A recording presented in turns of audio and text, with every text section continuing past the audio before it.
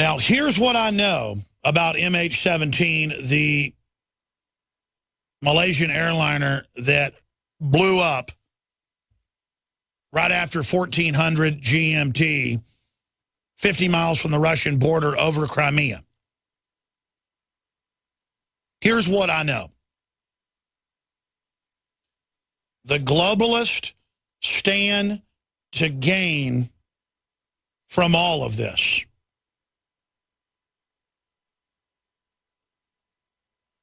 It comes on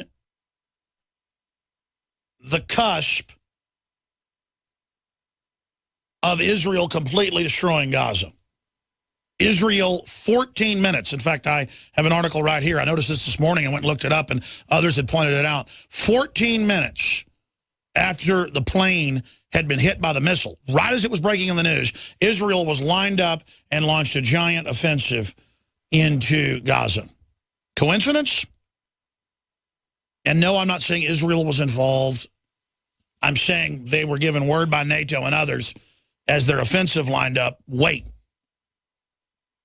Because it becomes a big distraction from what's happening there. And more importantly, from what ISIS is doing, advancing all over the Middle East, in Africa, in Iraq, in Syria, with Western forces, special forces confirmed, even London Guardian reports, in there with them right now, with medium weapons and high-tech weapons like Stinger missiles that bring down aircraft. So what I know is this. This is extremely fortuitous and comes right at the perfect time for the globalists.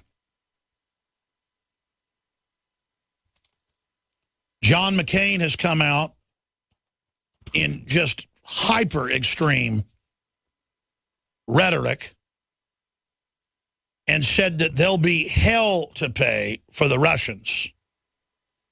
That's a U.S. senator on the Defense Committee, talking like a third world dictator, trying to escalate the war rhetoric. Putin has blamed Ukraine for loss of flight MH17 with 298 innocent souls, but doesn't deny Russian separatists shot it down with missile. As McCain warns, there will be hell to pay. Also, you had the bizarreness that it's the same make and model of the other missing Malaysian plane. That's really weird. Around 100 attendees heading to Australian AIDS conference among victims of downed Malaysian airline flight. We're looking into this top AIDS conference, and I've seen intel that they were looking at AIDS being man-made, which Nobel laureates have already come out and said. A bioweapon, a race-specific bioweapon developed for South Africa. Who we know was working on it. That's declassified. They just didn't call it AIDS. Look it up. That's mainstream Times of London from the 80s that South Africa got caught working on autoimmune viruses that target Africans.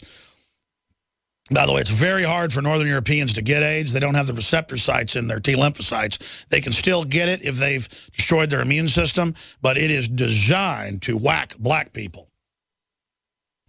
So this is and again, if the New York Times or the Daily Mail or the Boston Globe, who've all got articles going, look at the conspiracy theorist saying it's a false flag, and then quoting me yesterday saying, we'll look at it and see if it's a false flag, I don't know. Listen, that is the dinosaur media attempting to say they have a monopoly on speculation when no one knows, except whoever did this, exactly who's behind it. And I said yesterday it could be the Russians, it could be the separatists, it could be a friendly fire. That happens in war. But you look at everything else happening and everything else going on, and who launched the war in Ukraine months ago? George Soros, the State Department, of all brag they did it, $5 billion, overthrowing the government, the elected government, putting in new people, trying to start a war with Russia. The globalists are on the offensive. They're the ones turning al-Qaeda and ISIS loose. They're the ones overthrowing Libya and all these other countries and invading Iraq. They're the ones handing out the heat-seeking missiles. They're the ones coming after our guns with executive orders. They're the ones training for gun confiscation and buying thousands of armored vehicles and no hesitation sites, targets of little kids and women. They're the ones with Obama announcing Monday. They're preparing the EAS alert takeover system to take over the whole media, and the internet kill switch is now operable. That was announced on Monday. And I said, folks, they don't announce it unless they're thinking about using it. And I got chills on Monday. I used to get chills maybe once a year talking about something. I'm getting them every minute now. I mean, again, my instincts and my intellectual understanding is just burning with we're all in danger. My children are in danger. Your children are in danger. The culture is in danger. Society is in danger. The globalists have the hardened bunkers. They have the COG, continuity of government. They believe a world government will bring them into total power.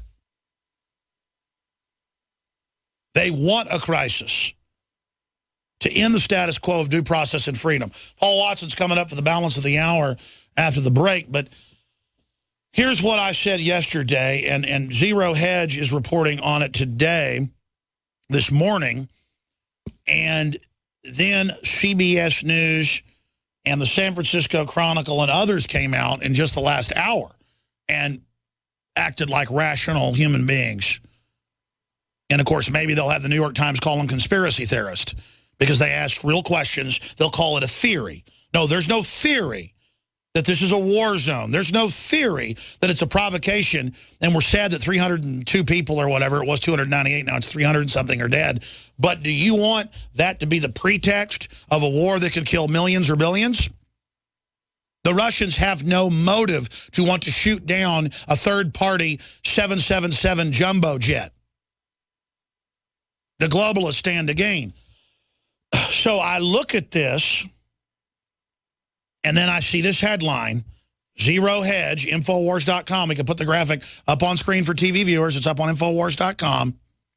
Was flight MH17 diverted over restricted airspace? I love how they call Zero Hedge that are run by insider billionaire folks who will not go named in Wall Street, who don't like the New World Order and who don't like nuclear war. They said that early this morning at about 4 a.m. when I woke up. That article was out on InfoWars.com because Watson's 6 hours ahead in England had already posted it. They said it. Then hours later, Captain Schollenberger, big question, CBS News, is why plane was flying over war zone and why the European FAA's over there as well, and why the EU air traffic system didn't announce months ago a warning and a no-fly through that Crimea corridor. Now, we're being attacked, and Zero Hedge is being attacked. I've got articles right here already today saying that we claim they flew it over a war zone. No, we didn't claim jack squat. And the controlled corporate press, the state-run media, doesn't control reality anymore like Karl Rove bragged you did back in 2005 in the New York Times. Okay, that is a war zone. The plane flew over an area where they have been restricting flights in Ukraine and not letting them fly over it. They were supposed to fly 60 miles to the south. And instead, they flew right over the war zone. They were directed by Ukrainian air traffic control to fly over that. And again, I don't have a dog in this fight. I care about the Catholic Ukrainians in the West and who've got real beefs with Russia. I care about the Russian Slavic Ukrainians in the East who've got real beefs with what the Western Ukrainians did with the Nazis. It's tribal warfare crud. And I don't want it to cause World War III for a bunch of globalists. So that's the bottom line. It's a war zone. It's a casualty of war, collateral damage. It was admitted a month ago that no one was supposed to fly over that airspace because it was a registered war zone in Europe. So actually, Europe had said, do not fly over that area. No one had been flying over that area. There were scores of flights just that day that were routed around that. Only that flight was sent into the war zone. Now, continuing, ladies and gentlemen, with the information that we're breaking down, no one stands to gain from this but the globalist. It is entirely possible that Russian-backed rebels who have been given the SAM-type missiles that can shoot down high-flying aircraft, mistakened it, and did shoot it down. That could be true. The issue here is that they, within minutes of the plane being shot down, it was already being announced by members of the State Department and their alumni like Strobe Talbot and Hillary Clinton and others that Russia was clearly behind it and that the rebels had done it. And look, here's a tweet they deleted. These are famous liars. So I don't, by default, just believe whatever they say. Here is Boston.com, the Boston Globe. The weirdest conspiracy theories surrounding the Malaysian Airlines flight MH17. And they mix legitimate questioning of, is it a false flag? Did the Russians do it? Is it connected to the other missing Malaysian flight? Is it connected to the AIDS scientist? That's what you do. That's what police do in an investigation. When they come to a murder scene, they start looking and speculating and wargaming info. That's normal investigation. That's normal thought process. And they say, no, that's unkosher. That's insane. You're nuts. Alex Jones, look what people say on his website. And they show people in the comment section saying things and imply I said it. So again, that's the attempt to control reality. Look at drudgereport.com. It has an image right now of Vladimir Putin on it. And it says, who shot it down?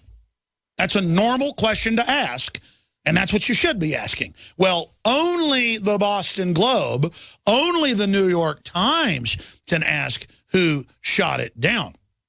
And it is a link to the New York Times.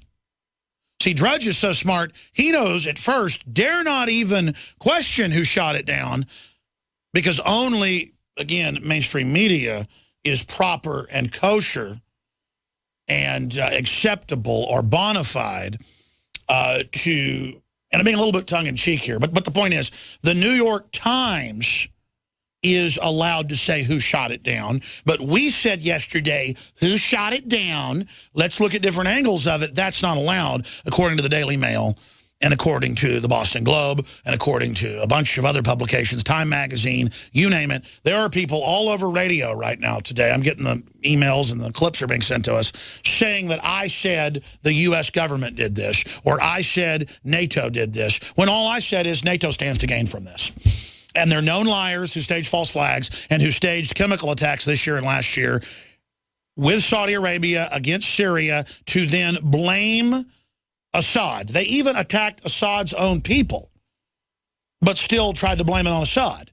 And I'm not lionizing Assad. Assad didn't do it. And it came out even in the BBC, and the Turkish papers had to admit that it was staged. So if they will stage chemical attacks killing hundreds, would they do this? Or do stuff like put a transponder coating in on the Malaysian aircraft, designate it in that airspace as a Ukrainian military aircraft, or undesignated as a civilian aircraft, so the Russians would then say, okay, they've been using bombers to bomb people, killing thousands in the last few weeks. That's the Ukrainian government's own statement. The Russians said they'd strike back, so maybe they coded it. The Ukrainians or NATO, who control the air traffic control in that area, maybe they coded it as a Ukrainian or NATO bomber, and the Russians shot it down. That's classic false flag, folks. You go commit atrocity, blame somebody else, or you mark your ship like another country and then have it attacked to then bring another country into the war. This is what governments do. This is how they operate.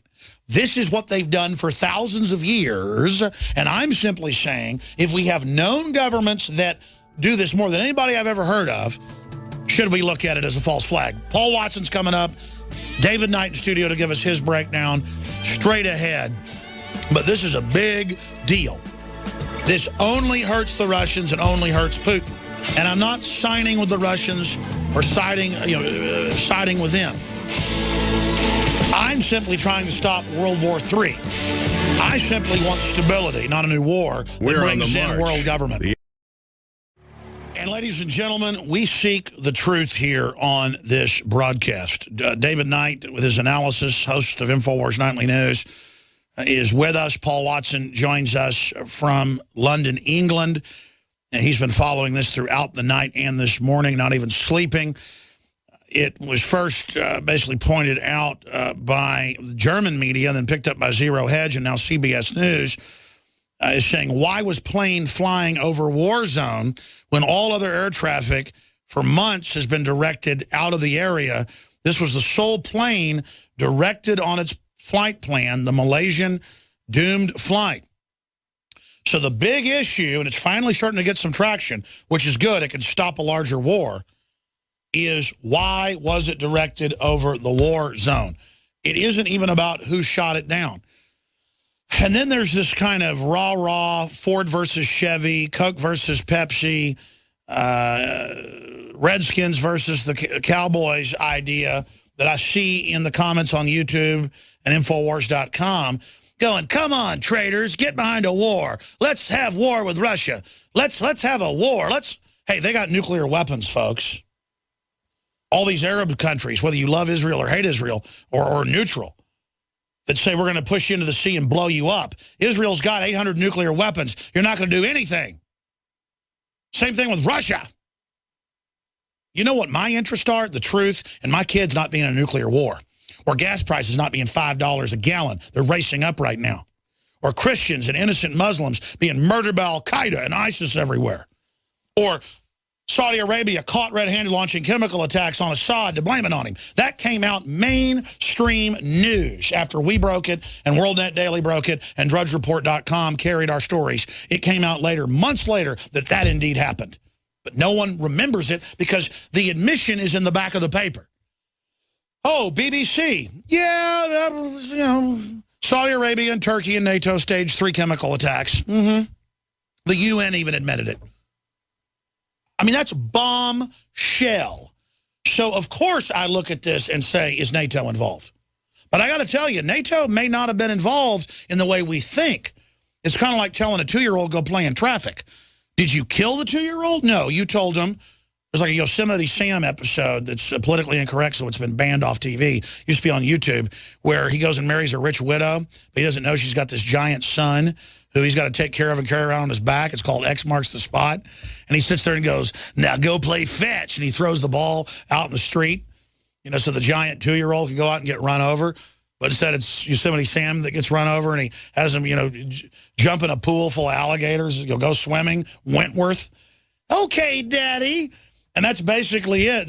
They know the Malaysian airline doesn't know. It just gets directed by the NATO-run FAA system. FAA's over there over NATO. And they just run him right into there. Or they could have changed the transponder, anything. Bottom line, what do police look at in all criminology developed in England 300 years ago? Scotland Yard, the model of modern policing. You look at who stands to gain the motive. Then you look at the means. You look at the capacity to be able to actually carry it out. Then you look for the evidence of who the most likely suspect is. And surprise, surprise, to quote Gomer Pyle to Sarge, 9 times out of 10, it's who has the motive. That's all I'm saying. And there's a good chance the Russians actually shot this down because they said a week ago, all right, you killed thousands of people the last week. Ukraine brags they did it. You're blowing up whole cities. You're bombing schoolyards. You're blowing up churches. We're going to have targeted responses to it. And they went, really? We're going to start directing airlines right over the zone. Who is to blame? And again, if Russia, it turns out premeditatedly, wanted to shoot down a jet airliner so that Putin looked really bad, and so Russia got sanctions put on them so that they can have World War III, I will decry Russia. But you're like, that doesn't make any sense. Why would they? Exactly, ladies and gentlemen. Exactly. They don't have a motive. Now, in the next hour, we do have Sorbo coming on in for 10 minutes to talk about his film, which is very interesting. He was the guy that played Hercules and the rest of it. Very interesting new Liberty film he's in. But then after that, it's going to be open phones. Open phones right through that hour to give us your take on this. And then Catherine Albrecht is set to be in studio with us. We'll cover the waterfront with her. But David Knight, we're going to go to you in a moment with the proof of what I was just saying with the FAA announcements directing U.S. aircraft not to go anywhere in the Crimea. But we also have a European advisory from over a month ago. So we're not just going to say that, we're going to prove it. Because even CBS is like, why were they flying there? No. That's part of the question. The big enchilada is, why were they told to fly over it when the directive to everyone else was, for months, don't do it? See, they don't want you looking at that. And I'll get the emails and the comments. Why do you like Putin? Never been to Russia. I don't have any Slavic blood. I'd be proud of it if I was. Very smart, engineers, smart people. I mean, great classical music, very interesting culture. I don't have any Slavic blood in me that I know of. Okay, folks? But here's the deal. I don't want to have World War III with them. I just don't know how to explain that to you. I guess I'm an extremist. I'm a bad person. I don't like George Soros bragging a month ago that he ran the whole operation and putting Nazis in to overthrow things. So people are like, but Putin's bad. Whatever. I'm sure Gaddafi wasn't good either. Is Al-Qaeda better? No, they're 10 times worse. The globalists are the ones on the march, folks. So I'm on the march trying to foil destabilization of our world. Because I want prosperity. I don't want Cloward and Piven. I don't want Agenda 21. I'm sorry. I called the guys in and I'm ranting. Paul Watson joining us from England. I know you're going to be writing an article soon that no one's picked up on that David Knight pointed out. Ukraine already shot down a passenger liner. But none of this has gotten any coverage. It was years ago, but when they did it, it didn't try to start World War III. And back then, it was a Western-backed government. But Paul Watson, what do you have for us joining us from London? Well, that's right, Alex. I mean, you look at the history. 2001, Ukraine admitted it shot down a Russian airliner, killed 78 people. But, you can go back even further. I mean, which country has planned to shoot down commercial airliners to blame on other countries to start wars? 1962 Operation Northwoods, quote, "It is possible to create an incident which will demonstrate convincingly that a Cuban aircraft has attacked and shot down a chartered civil airliner en route from the United States." So they planned it then. 2003 Downing Street memo. The US had a plan to paint up a US military plane in UN colors, fly it over Iraq, get Iraq to shoot it down as a pretext for the invasion of Iraq. And as he said, 2001, Ukraine admitted that it shot down this Russian airliner. So the history proves that the only people who've actually plotted to do this as a casus belli, as a false flag to start a war, is the United States and NATO. And as you were talking about before, July 8th, 10 days ago, Ukraine's state aviation service banned all flights over this very same region, rerouted them around the region. In the previous 10 days to this incident, Malaysian Airlines Flight 17 avoided this very area. The one day it didn't was yesterday, and the maps are in the video that's on INFOWARS.com that I put out this morning. Oh my gosh, print that. I had forgotten about the 2006 February 2nd article where Bush and Blair planned to get a U.S. aircraft or UN aircraft shot down to blame Saddam or to blame others. I mean, they've done this over and over again. Bush-Blair 2003 Iraq memo, they wanted to get, again, a U-2 spy plane shot down in UN colors as a pretext for invasion. We got to go with the headline, U.S. plan to to use aircraft shoot down to start war. I mean, it's just, they just do it over and over again, Paul. But we're not, according to the Boston Globe, we're not supposed to question anything. We're supposed to believe whatever they say. Well, they always try and seize the narrative immediately, the mainstream media, and then anybody else that has any speculation whatsoever, they're bad, they're evil.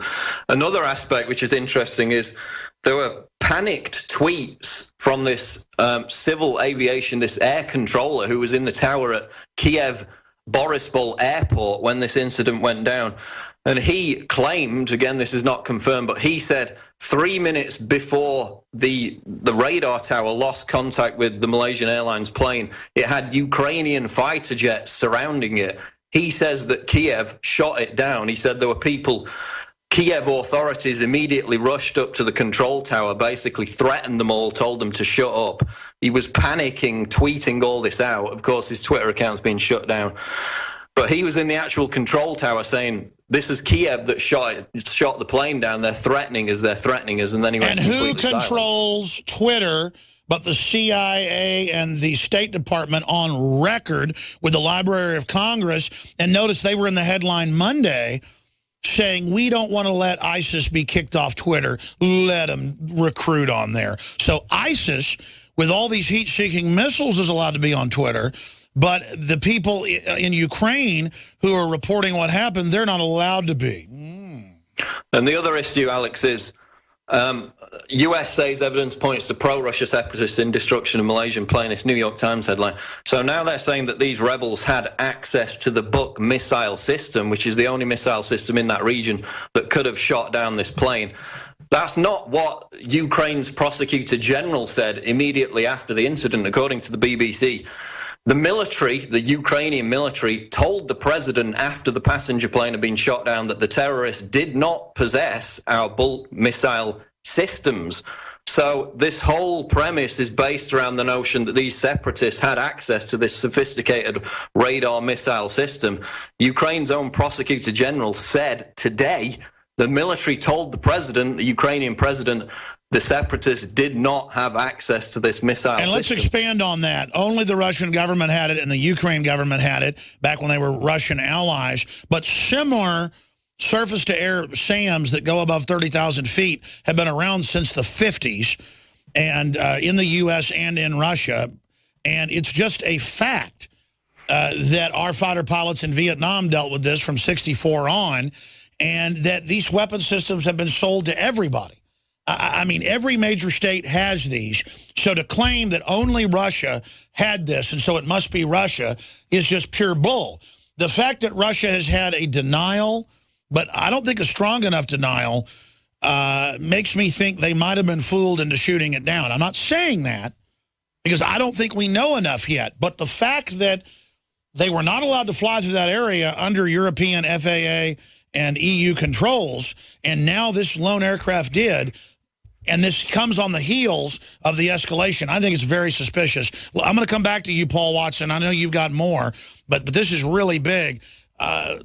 Let's detail the actual sources on this from the EU and the FAA on the bans that took place in the last few months in that sector where this plane was directed to fly. Alex, the FAA put out a statement, a press release today, reminding people that back on April 3rd, and we covered this last night in the Nightly News. I mean, we already knew this. We covered it last night, but they reinforced it today, saying back on April 3rd, the FAA issued a notice to airmen. And what that notice is, I've got the notice right here, it is a special federal aviation regulation prohibiting all aircraft, U.S. commercial operators from entering that space, anybody that has a certificate issued by the FAA, and all operators of any U.S. registered aircraft. The only exceptions they give, of course, are to U.S. government-sponsored operations and activities. But basically, this is a blanket prohibition.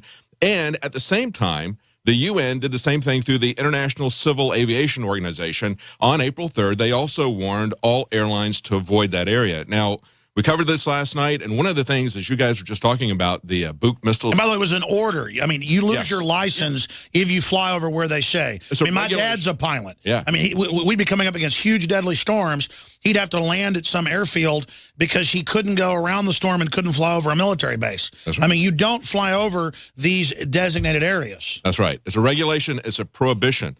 Now, one of the things we're talking about, this missile system, remember that back in October 2001, when the Ukrainian government actually did shoot down an airliner, they said it was by mistake because they were having naval operations, very similar actually to TWA Flight 800, what people believe happened with that. And even though we covered this last night, even though there were over 750 eyewitnesses to that attack, including pilots, people on the ground said they saw a missile, the CIA and the FBI went around and confiscated all that information. Well, it was about a year ago that this all surfaced on the news because that documentary came out about that. And actually, Anderson Cooper on CNN had said, you know, this is the 1 year, this is the anniversary. It was in 1996, but it was on July 17th that the TWA Flight 800 was shot down. He said that, and then he had to do a retraction. So we played that retraction. Said, no, I didn't mean to say it was shot down. Actually, the fuel tank blew up, and that caused it to blow up at midnight. And by the way, mainline reporters snuck in, tested it. It was hit by continuous rod warhead, as General Parton, who developed the weapon, said on my show back at the time. Oh, yeah. And it's well known that that aircraft was blown up during a naval drill. Yeah. And they had over 1,000 men and women on helicopters and ships who they had to gag in the military. Yes. It was it wasn't just Navy involved, who saw multiple missile trails. Yes, yes. I mean, they blew the plane up in front of thousands. And you've got national traffic safety investigators said that they were lied to by the FBI. You got others who said that they got evidence that there were explosives. But you're not supposed to question that. Right. I mean, it doesn't matter if the people on the ships and the helicopters all saw it. It doesn't matter if General Parton said that, you know, they saw the photos of the reconstructed plane. It was he could see where the missile hit. Yes. Yes, but that was done with a different kind of missile. They don't need to have a Buk missile. That was done with an SS-20. No. Only Buk missiles. Yeah, only Buk missiles. All about that on CNN. They kept showing all the stats about it. Only Russia can shoot down aircraft. That's right. No one else. Right. No one. Not England, not France, not the U.S., not Japan, not China, not South Africa, not Al-Qaeda. Only Russia can shoot down aircraft, or you're a traitor, David Knight. We'll be right back. We're live as the world goes into deepening globalist orchestrated crises. Under international law and common law, Western-backed globalists overthrew Ukraine, triggering this crisis, and are behind the shoot-down of the aircraft one way or another because it wasn't a war zone, and they directed the aircraft into the area. That's just a fact. Those of you that want to blame Russia, who's not the aggressor in all of this, didn't start the fight, you are fools being played by George Soros, Obama, the globalist, the UN. Please. Now, within just 24 hours of the deadly attack that took down a Malaysian airliner, the neocon wing of the establishment has already decided that Russia is to blame, and they're already rolling out their plans to exact punitive sanctions.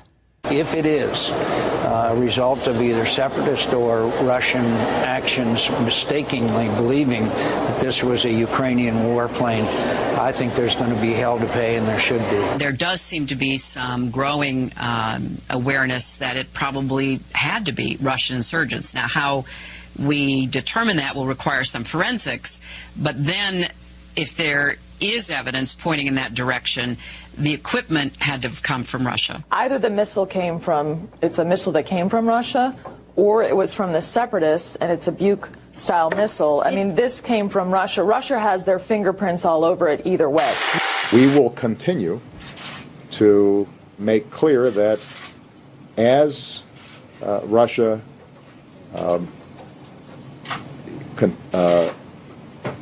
engages in efforts that are supporting the separatists, that we have the capacity to increase the cost that we impose on them, and we will do so. So before an investigation even begins, media outlets are already asking, is Russia to blame? ? And here we have some headlines blaming Russia's president himself, directly blaming Putin, calling it Putin's missile and Putin's war. And of course, you know, we have entire wedding parties being killed in Pakistan, but the headlines never say Obama's drones ? Now, here we have a headline from the New York Times that just goes with the Ukraine's accusation. Their accusation only saying that the Russian plane shot down its fighter jet. This was posted earlier in the week. So this is the exact same thing that we saw happening when they were really trying to ramp up military intervention in Syria. We were just told within 24 hours that it was chemical weapons and that Assad's regime did it because they were the only ones that had access to these type of weapons. So, of course, America needs to intervene. And then, boom, just like that, Obama sends warships to Syria while he is debating intervening militarily. Now, this is exactly what got us into the war with Iraq as well, under this false pretense of weapons of mass destruction. And, of course, all of this is very dangerous. Nobody is taking a pause to think and, you know, ask some questions. Is this all suspicious? All of these narratives coming out so quickly within 24 hours. There hasn't even been an investigation. Now, we're asking, could this have been an accident? Could this be potentially a false flag? Now, many believe that the original sniper attack that in the Ukraine that actually helped overthrow the regime there and start that regime change was a false flag attack. CBS reports in an article entitled, "Big Question is why the plane was flying over a war zone." Now, this was nearly 3 months ago that the Federal Aviation Administration put out an order prohibiting any American pilots, airlines, charter carriers, and anyone else over whom the FAA has a direct jurisdiction, they forbade them from flying over parts of the Ukraine. Now, Zero Hedge asks, who diverted flight MH17 over restricted airspace? They also ask why the videos look like they were faked. And Tony Cartolucci over at Global Research points out that thus far, Russia's strongest card has been its restraint. And, of course, NATO's inability to implicate it in all the chaos that NATO itself started by backing the armed neo-Nazis during the Euromaidan that was late 2013, early 2014.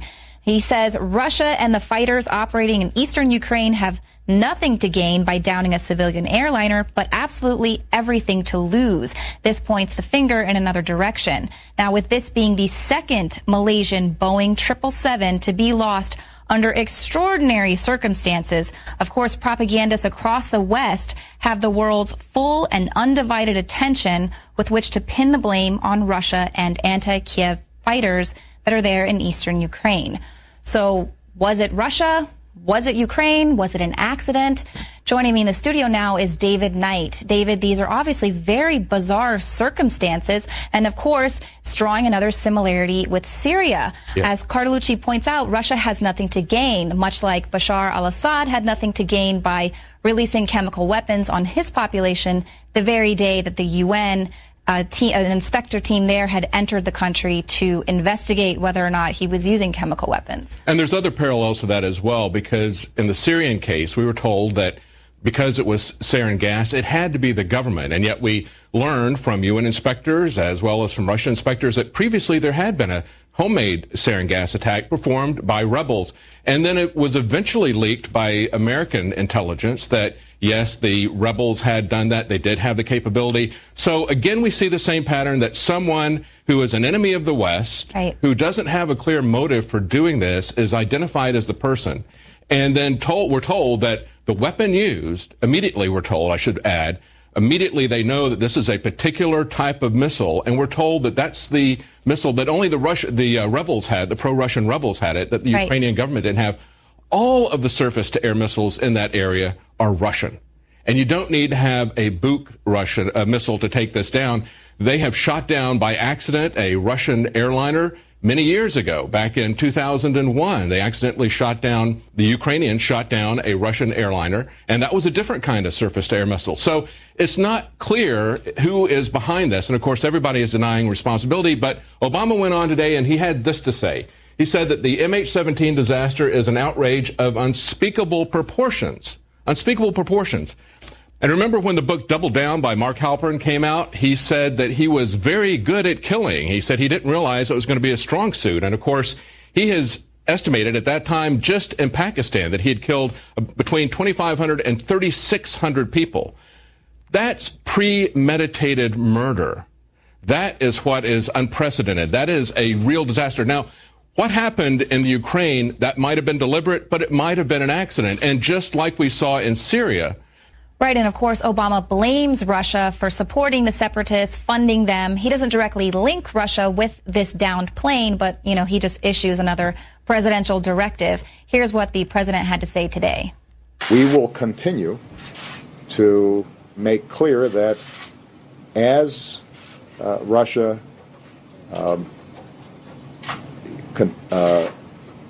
engages in efforts that are supporting the separatists, that we have the capacity to increase the cost that we impose on them, and we will do so. So, of course, here, David, that's the ultimate irony. Yes. Yes, of course, he wants to blame Russia because of what's going on with the pro-Russian people. But look at what's going on in Gaza. At the very same time, approximately the same number of people have been killed over an 11-day period. Now we have, after the invasion, 40,000 displaced Gazans. And, of course, Israel has its first casualty as well from friendly fire. So it's very selective, the moral outrage. I'm reminded of what happened a little over 100 years ago when we had Remember the Maine. You're using the same tactics. Remember Ukraine. We see that the most mainstream of mainstream media, back at the time they were starting to try to build up a force to go to Cuba, it was Joseph Pulitzer as well as William Randolph Hearst who were pushing the nation into war. and doing it with the sinking of a ship that people to this day in Cuba still believe that that was a false flag. They still don't believe that they had anything to do or the Spanish had anything to do with sinking that. They believe that was done to pull the nation into war. Now, that was called yellow journalism, very sensational. This is a cartoon from the time, an illustration, and what they were telling people was that Cuban authorities were strip searching American tourists looking for messages from terrorist Americans. Now, these parallels to what's going on with the TSA stripping us of our shoes, many cases our clothes, looking for terrorist messages. But of course, the American public is no longer outraged about that like they were 100 years ago. But a good example of this is the way the Daily Mail has pulled all this together. And I don't want to single out the Daily Mail because this is done immediately by CNN, by Fox News. They were feeding us the information coming from the American government, from the British government, saying this is a Buk missile, a specific type of missile. Now, it's absolutely ridiculous that they're getting to this level. They do have some recordings in there that have also been put up, and they purport to capture 3 separate conversations between pro-Russian separatists, rebels in that area. They even have the identity of these people, and they have them spaced out over a period of time where they're talking about, we shot a plane down, and then they go to the site and they say, oh, it was a civilian airliner, and look at all the women and children's bodies here. It sounds like it's propaganda. There's nothing but an audio tape, and of course, as I said, they have the people who were supposedly making this audio tape identified by pictures. That was released by Ukrainian security forces, essentially their NSA or their CIA. Now, if it were really the case that they knew that much about the pro-Russians, that they were monitoring all of their conversations, that they could identify all these guys' voices, I think that the war probably wouldn't be going on still at this point. But then they even have contradictory evidence. One of the items down here says that they reported on RIA Novosti, a Russian source, they reported several minutes before it was actually shot down that it had been shot down. Now, we've seen this type of thing before, again, with time and date stamps. This is different, Leanne, from the time and date stamp that was on the video. When you have a website, those time and date stamps can get confusing. But there's other smoking guns. The real smoking gun is, why were they in this area in the first place? As we pointed out on the Alex Jones show earlier today, the FAA had prohibited anyone from flying over that area since April the 3rd. It turns out that the European agency that controls flights had also put out a restriction over that area, but they actually hadn't totally prohibited it. Well, that's exactly right, David. Now, the media has always been the propaganda arm of the war machine. Now, let's take a look at an excerpt from this video that Paul Joseph Watson uploaded earlier today from INFOWARS.com. It shows another peculiar occurrence. One of the issues that's been raised with this video is that it appears to have been created the day before the Malaysian Airlines flight went down. According to this timestamp, which is linked on a livejournal.com website, again, unconfirmed, but it's now being widely reported by outlets such as Zero Hedge.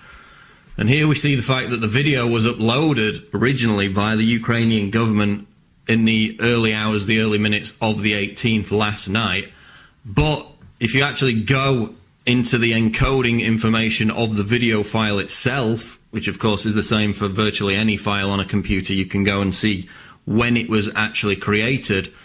That gives us the date of the 16th, the day before the Malaysian Airlines flight was shot down. So if this timestamp is accurate and it comes from the actual video uploaded by the Ukrainian government, which of course is not confirmed, then it appears as though they created the tape, supposedly of the rebel commander talking to the Russian forces commander, the day before the actual plane was downed. So they had their evidence lined up to implicate Russia in the downing of the aircraft. And David, you have even more on the altitude. Yes, Leanne, this is from a Malaysian paper, and they're talking about how the MH17 flight actually wanted to fly at 35,000 feet. They were sent to a lower altitude by the Ukrainian air traffic controllers. Now, the prohibitions from the FAA were hard restrictions. You were prohibited from going anywhere near that if you had any connection with American Airlines or any American planes or pilots. However, the European restrictions were set to a level of 32,000 feet. And they told them to get right at that level. And so that was what they were talking about. They put them in jeopardy there at that point. And of course, the European control people have verified that that, in fact, was the case. Now, in addition to that, there was a Twitter feed that went out from a guy who said that he was Spanish. It went out in Spanish as a Twitter feed. This is somebody who had been at the Maidan demonstrations before, and they had blanked out his face. He'd been on Russian television, and he was talking about basically critical of the Ukrainian government. He sent out something saying he was an air traffic controller. He was there, and he was saying that they were deliberately setting this up, the Ukrainians were.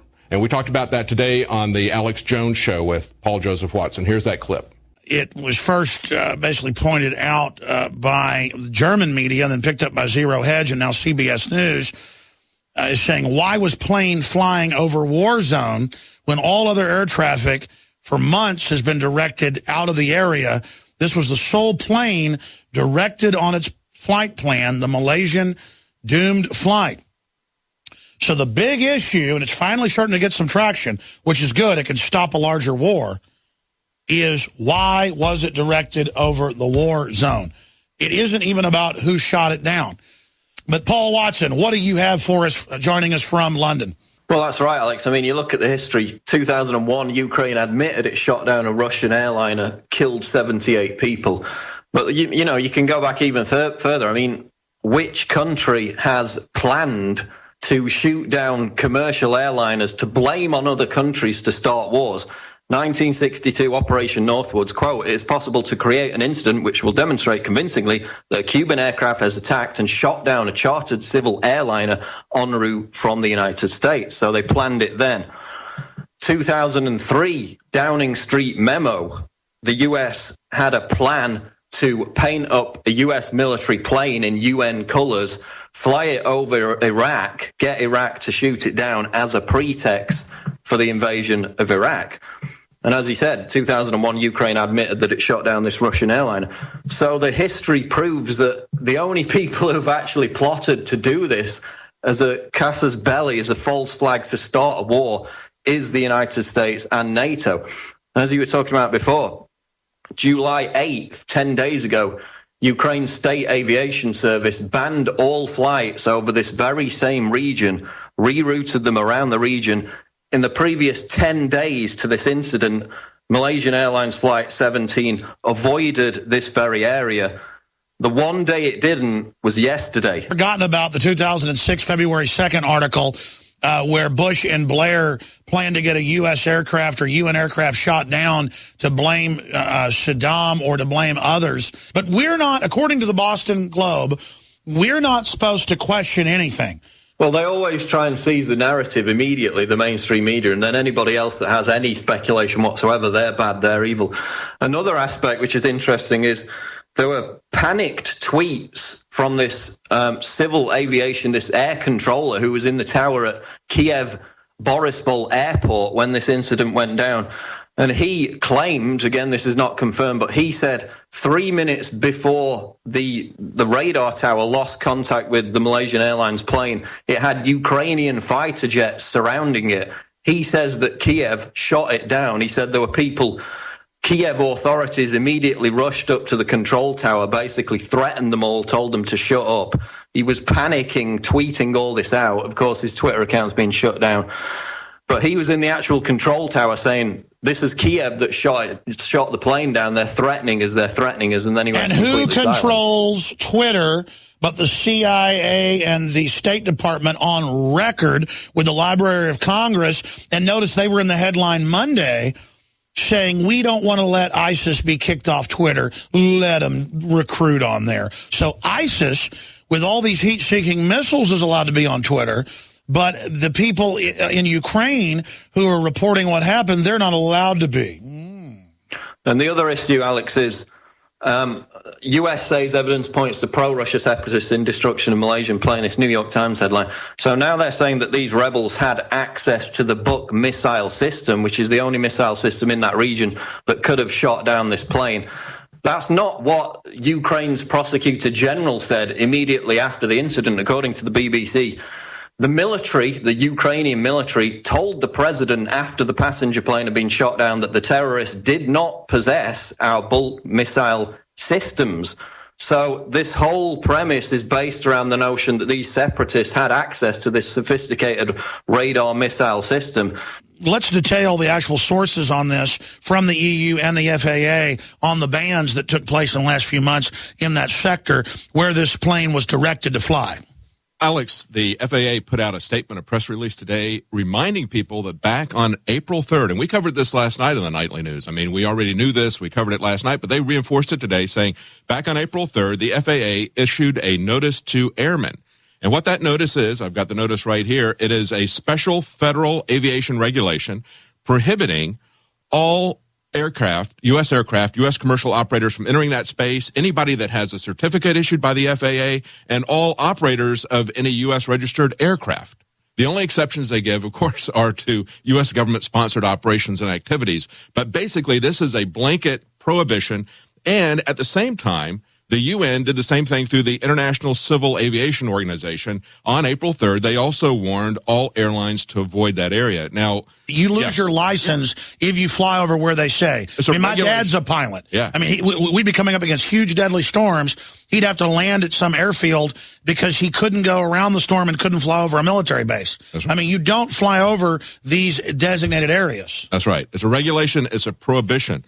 Now, one of the things we're talking about, this missile system, remember that back in October 2001, when the Ukrainian government actually did shoot down an airliner, they said it was by mistake because they were having naval operations, very similar actually to TWA Flight 800, what people believe happened with that. And even though we covered this last night, even though there were over 750 eyewitnesses to that attack, including pilots, people on the ground said they saw a missile, the CIA and the FBI went around and confiscated all that information. Well, it was about a year ago that this all surfaced on the news because that documentary came out about that. And actually, Anderson Cooper on CNN had said, you know, this is the 1 year, this is the anniversary. It was in 1996, but it was on July 17th that the TWA Flight 800 was shot down.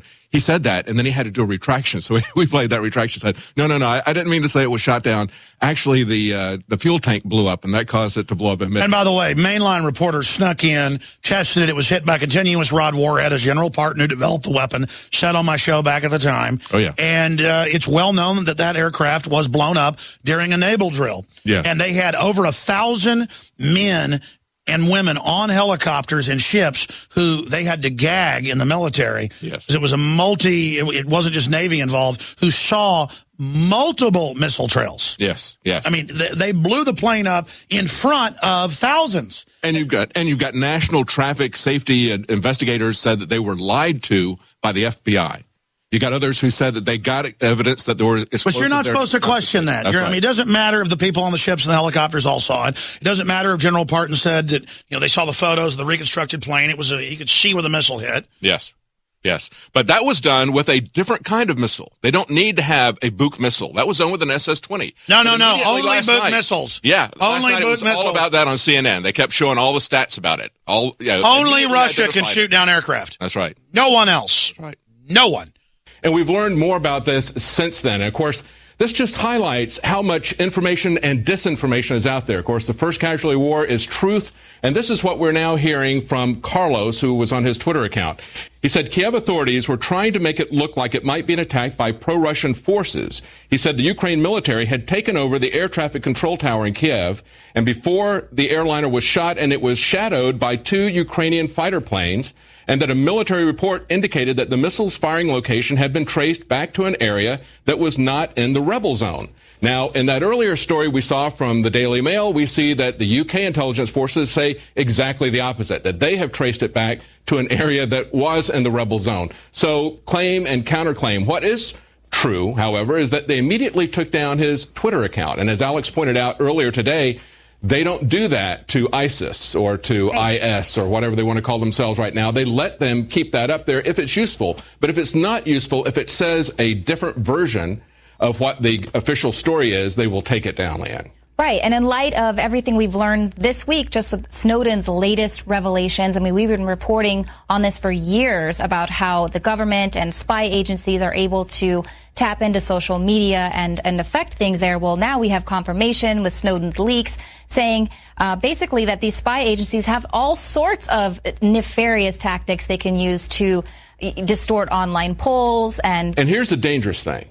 If we take it as a given that the NSA knows everything and is watching everything, then it makes it very easy for them to plant disinformation and have everybody believe that they just simply intercepted it, like that intercepted communication that was put out there by the Ukrainian NSA saying, yeah, we have 3 separate conversations between 3 different groups of people, and they're confirming exactly what we said, that they shot it down, that even if that were true, they shot it down by accident. Are we going to allow them to push us into war over something that may have been an accident, may have been shot down by either side? We don't really know. Right, and of course they're using this as an opportunity to say how great the NSA is, because since they're recording everything, John Bussey, Wall Street Journal assistant managing editor, told Fox News today, the citizens of the world will be so thankful for the NSA because they'll be able to record these phone calls and clarify who is behind the attack. So here, just letting us know again, it's great to be constantly surveilled. Now we'll finally have the facts behind this case. And like you pointed out, the Ukrainians, the government there had this smoking gun video less than 24 hours. How did they edit it all together? And yes, that's a very dangerous part of propaganda, is the argument from authority. And we've seen this forever. We saw it going back even before Edward Bernays. We saw it going back with mainstream media, the most mainstream of the mainstream media, as I said, Pulitzer, Hearst. They were out there pushing these wars, telling people they had expert testimony, they had eyewitnesses or whatever. In the court of public opinion, it is very difficult to get the truth, especially when only one side of the argument is presented. That's why we're trying to present both sides of these arguments. They may both be false. We don't know. But we're trying to get people to understand that there's multiple sides to this, and hopefully there will be people who are concerned that we don't get pushed into World War III, and they will put out some intel, just like we saw happen with the sarin gas incident where they were trying to escalate the war in Syria. Right. This just kind of proves that all governments deal in cover-ups of some sort. We can look at some headlines from Russian newspapers. Some there, they didn't even cover the plane crash. And then a small business-oriented paper did, however, cover the plane crash, but they used the least sensational crash picture that was available. So even, there in Russia, we're not here working for the Kremlin, as some people believe. Here's what you need to know. They're dealing with a cover-up. Exactly. Here's what you need to know. They're going to tell the truth about the other guys many times, okay? When they're covering your country, they'll tell the truth. When they're covering something that's in their country or that's in the interest of their country, you can't rely on it. We've seen that happen over and over again. And so it's interesting now that Russia Today is starting to talk about 9/11, and actually they did that about a month or two ago. As the Cold War is starting up, they're going to start telling the truth about what happened in America as well and doing their own investigative reports. Right, really pointing out the fact that the American government has had a lot to do with a lot of these false flag attacks. Here is Russia Today really pushing the 9/11 false flag narrative. And as Daniel Bushell, top officials say the White House is behind the terrorism of their population, and new evidence from 9/11 coming up. Whistleblowers leak U.S. talks with the head of Al-Qaeda. World Trade 7 is shown on Times Square. And the father of a Twin Towers victim tells us about being attacked by mainstream media. Well, David, only time will tell if we are dealing with another false flag operation. Of course, we're going to stay on the case. That's true. Yeah, and we have to remember that when we had our accidental shooting down of an American airline, as naval exercises were happening, just as happened when the Ukraine did that to the Russian airliner, we had our FBI and our CIA actively covering this up from the flight investigators and hiding the witnesses who had over 750 witnesses who saw what happened. So we have to understand that it's going to take a while for the truth to come out. We should not rush into anything. Absolutely. Thank you, David. And we'll keep pushing for the truth here. Now, coming up.